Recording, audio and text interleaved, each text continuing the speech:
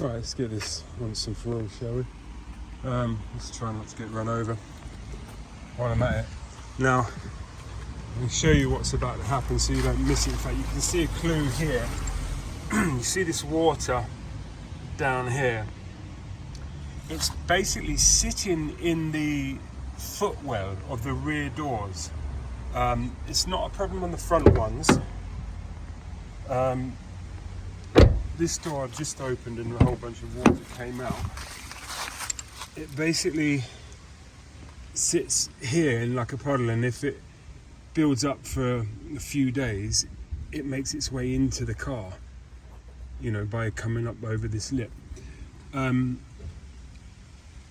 My understanding is that the sunroof goes to the A pillar, and I suppose you could call it the C pillar out the back. Here, these drain plugs here, but I'm not really sure what's doing it along here. You'll see now that I've explained, you'll see what happens. Like again, the front is okay.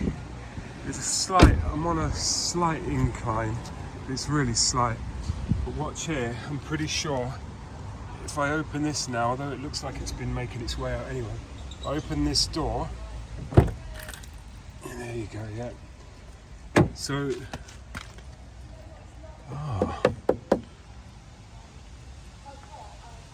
don't know if it's getting in.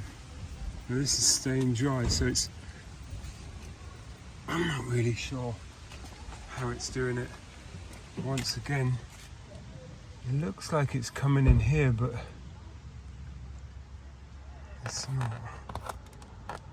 not. Anyway, could go on forever. I don't have to record myself thinking, do I?